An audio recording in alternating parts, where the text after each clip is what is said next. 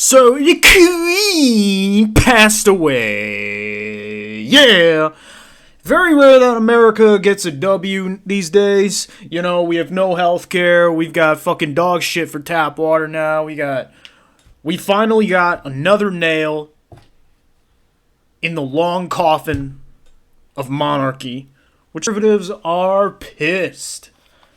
Jokingly celebrating the death of a 96-year-old woman is like something you do as a 14-year-old thinking it was subversive and edgy. It isn't subversive or edgy, you just an obnoxious twat. Says the guy who wears fucking lip gloss and eyeliner and pretends to be and a fucking paint-on beard that looks like it was done with fucking Photoshop on his fucking gay little face. And I retweeted it just to make a point. I said, we're not celebrating jokingly. Who celebrates jokingly? Are you that shallow-brained? But I should have altered that sentence to be, you know, the celebration is very non-joking. She's a 96-year-old broad anyway, so, like, I don't see why anybody needs to be getting so emotional about it. But she also presided over the worst empire possibly in human history. Like, the in terms of sheer numbers of people being oppressed by the British Empire, it was bar none. They were the biggest empire in the world, and we're fucking living proof of it, dude. To our brothers and sisters. Professional fence-sitting, cheese-eating rodent Tim Pool had something to say. Across the pond, our good allies over at the United Kingdom, our condolences, rest in peace to the Queen who passed away. And, with that being said, I know it's a tragic day, and I'm already getting triggered myself. A 96-year-old woman died. So fucking tragic. Proceed. Because instantly you see woke leftists coming out and insulting and spitting on the memory of, talking about dancing on the grave of the Queen. And it's just, have you no decency? Have you no decency, they revel sir? In yes, be the Queen. Wipe the spiders off my chinny chin from indulging in her fanny. Bitch! Did you lose a bet or something? Like, why do conservatives have to defend this shit? I really don't understand. And it's so inconsistent with the founding principles of this country who they claim to represent. This is just the last nail in the coffin for that argument. It's like, we're the real Americans. Like, no, you're not. You're the farthest fucking thing from it. And the old flintlock pistol that he's got in the background there with the fucking katana, it's like so gay, bro. You're just a fucking weeb. Pain and suffering of their symbolic enemies and others and people they hate. And that's the thing that really bums me out. Look, I was obviously no fan of John McCain. I did not revel and gloat when he died. And a lot of people I know did.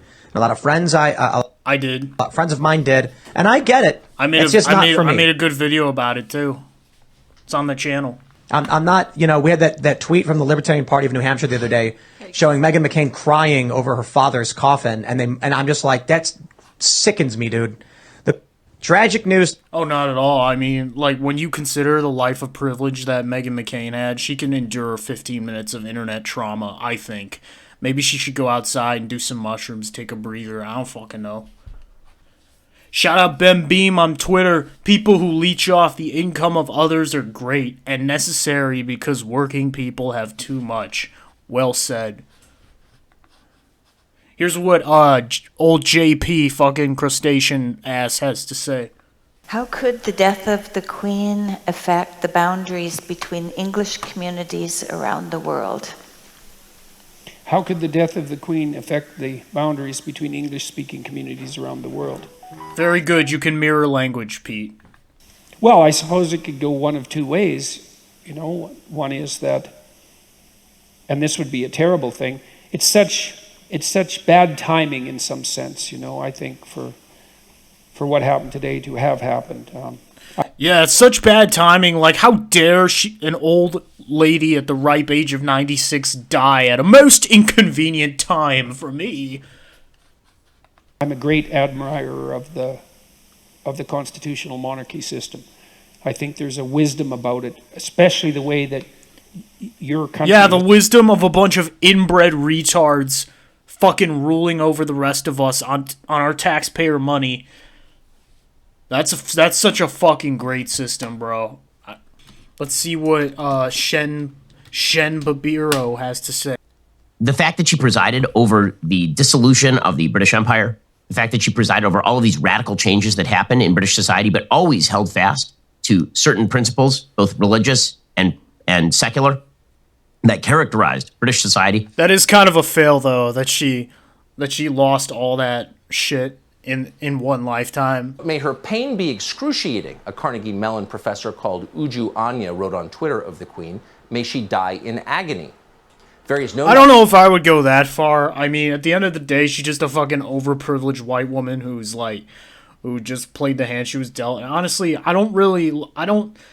it's more of a, I guess you could say it's more of a symbolic celebration of her death. For these conservatives, like, they think that people on Twitter have fucking power now because they say something that they don't like. Aren't you supposed to be like pro free speech? Oh yeah, well, of course.